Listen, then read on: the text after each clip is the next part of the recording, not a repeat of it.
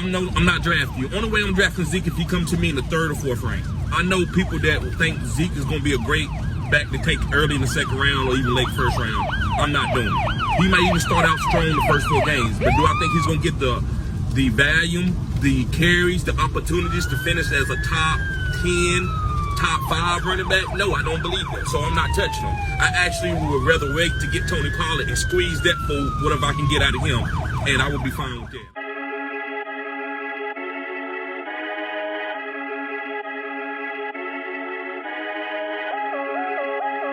E-Butter go crazy.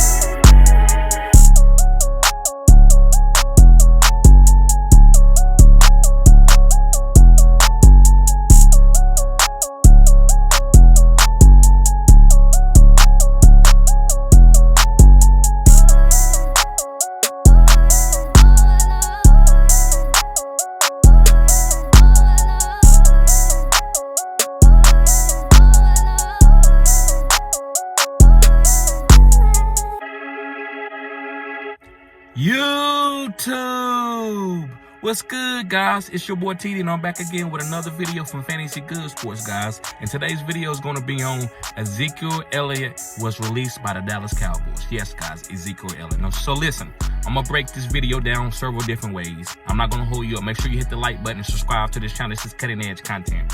So I'm gonna give Zeke his farewell, what he did great for this franchise. He helped take us to another level because we needed him.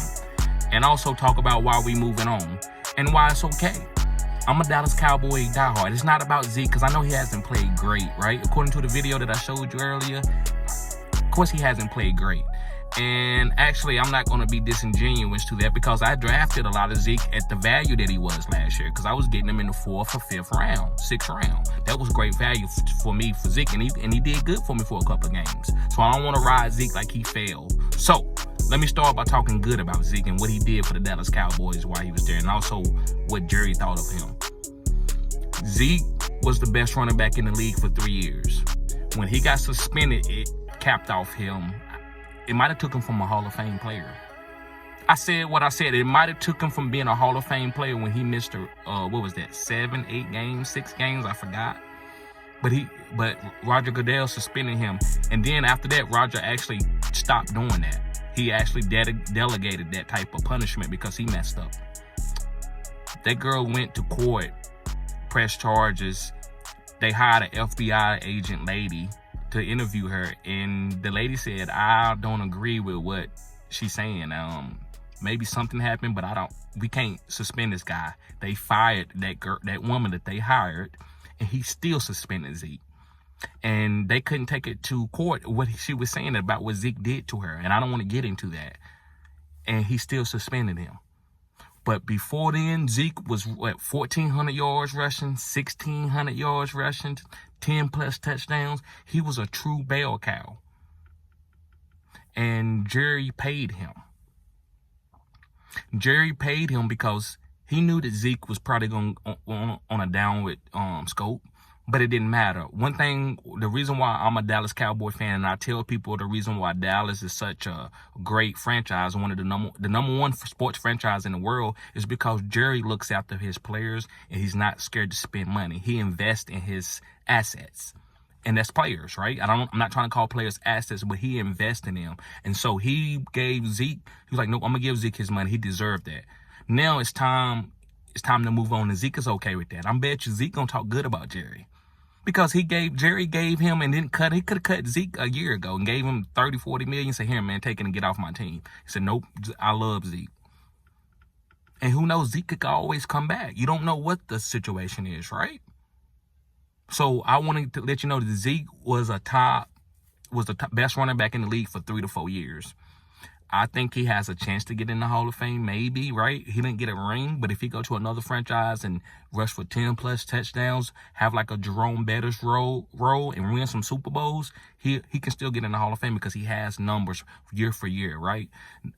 We just don't put people in the Hall of Fame for having crazy numbers anymore, right?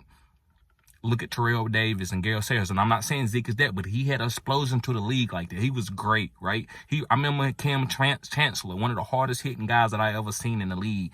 Him and Zeke met up head to head when Zeke was a rookie, and Cam was like, shook his hand like, bro, okay, you got it.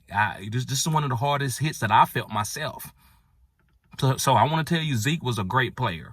Okay, so going and I was already kind of talking about this, but also, guys, Jerry, it's time for us to move on from Zeke.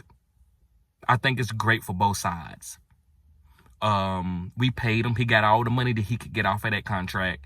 And we need to move on and get something else, right? Help build onto the offense. Tony Pollard, we need him to get more carries. If Tony Pollard wouldn't have went down in that game, we might could have won that game against San Francisco. Zeke just didn't have the explosion anymore because we ran his body down. And that's what happens with running backs. That's why I've been big on hybrids and how to use guys. It's a guy at work, one of my best friends. We talk about like fantasy and running backs and schemes. And I didn't like Jason Garrett's scheme. I think you can use running backs different. I don't think you have to give them 25 carries. Yes, that's good for fantasy. Yes, it can win you weeks. But I believe if you use running backs in different ways, getting them out in space, you can make their career last. And sometimes you need the career to last because you might need them to try to win more games from year to year.